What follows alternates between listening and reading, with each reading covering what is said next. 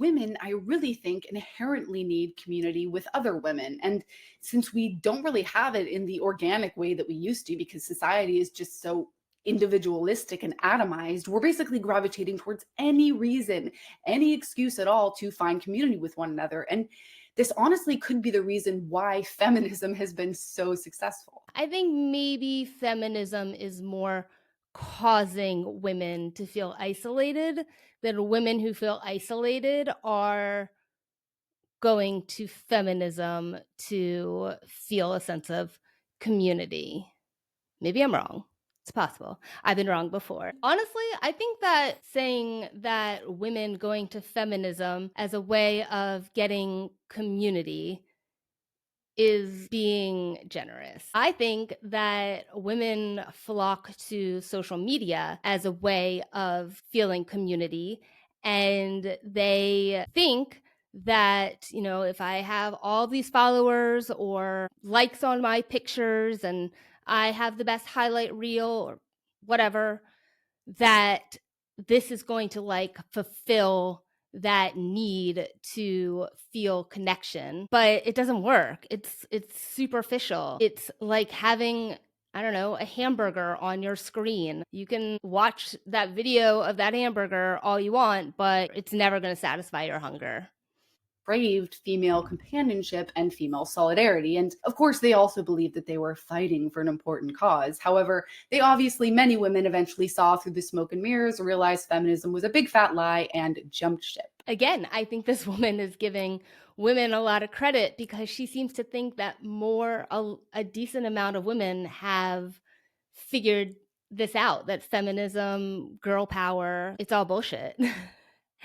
And I say that as someone who, I loved girl power. I love girl power, but like girl power is not like trying to meet boy power. Girl power is actually like, loving and being a girl and feminine and all these things. This creator seems to think that women have like snapped out of this brainwashing that is feminism, but I don't think that I would be here saying these things if that were true. I can see what she's saying being true in like 5 to 10 years. Like the girls that are 22 now and, they're a baddie and single girly and they're going out and the girls' night and the body count and like all these things.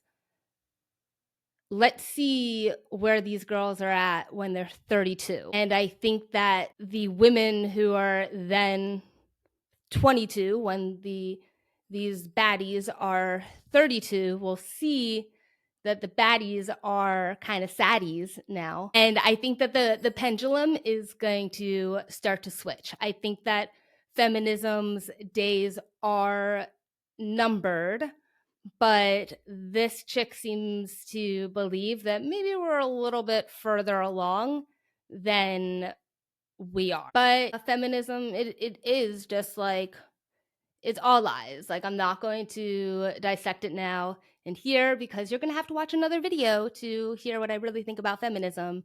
I will just tell you that, like, the more I like think about it, the more stupid like the whole thing, like feminists are, it's stupid. It's the whole thing is stupid.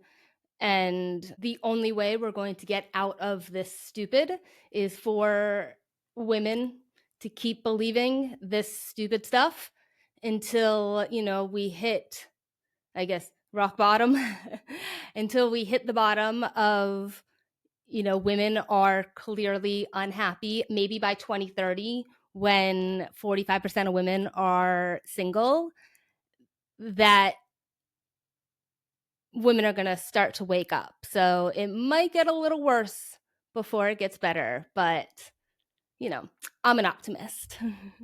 because for the gazillionth time, men and women already have equality, at least in the Western world. It's also become so insufferably intersectional that it's just a bunch of women fighting amongst each other about who is more victimized and oppressed, and who is honestly surprised that this is not appealing to the average woman. Worse, feminism pretends to care about women while simultaneously giving them the worst advice on the entire planet, such as sleep with 50,000 men, or don't get married, don't have kids, be hateful and denigrating towards men, and so on and so forth. So for the women who do wake up and eventually leave feminism, I think some of them are left with a kind of negative impression of other women because, of course, it was in this female-dominated atmosphere that they received such bad advice and had such bad experiences. And, this could also be why, at least from what I've seen, why so many women who are former feminists are a little bit overly harsh towards their own sex. And this brings us to the other side of the coin, which is what the internet has termed the pick-me girl. I am personally not fond of this term pick me because it is very often used as an insult. Not to mention, it's used way too liberally. It does not apply in most cases. For example, they'll use it towards women who simply want to be a good girlfriend or spouse. And these, of course, are not pick me women. They're just wonderful women.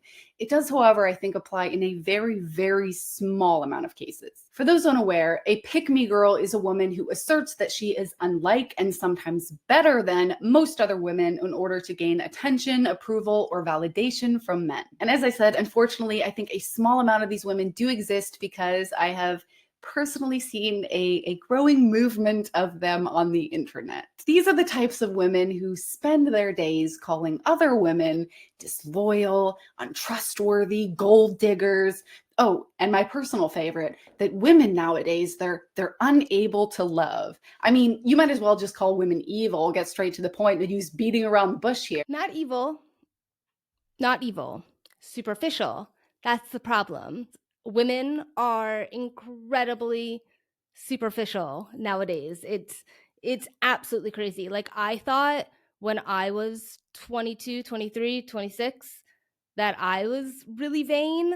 Like, these chicks are out of control with the superficiality. It's not evil. And like, I don't have a lot of women, I don't have a lot of friends, but I don't, like, I never was part of like a group of women or like a girl group where, we're all friends and we all talk, like Sex and the City, where we all meet for brunch every Saturday and everyone has their seat and we all talk.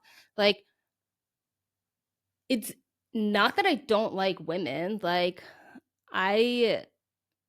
if you're interesting and you're not a phony, like, I like you. I forget interesting. If you're not a phony, then I like you. I don't care if you're a woman. I don't care if you're a woman. I like you as long as you're not a phony or a superficial woman, which, depending on where you are, may be more women than not. And, I'm not a pick me girl. I don't go out of my way for like men's attention. First of all, like, I have a man, and thus I'm not like seeking external validation from anyone else but him. And I don't need to, be a pick me girl to him because like he's already chosen me. But I don't necessarily want anyone's attention, when we go out. I'm not trying to be a pick me.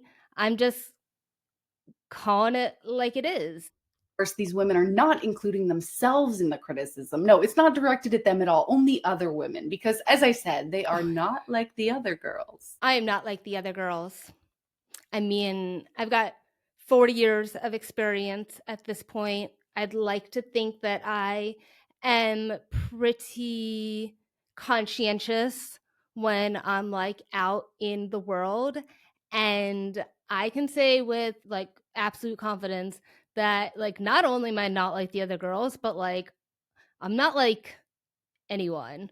This is a unique experience to be in the cha-cha-verse. So like, not to totally prove this woman right, but I'm not like the other girls. Cha cha cha.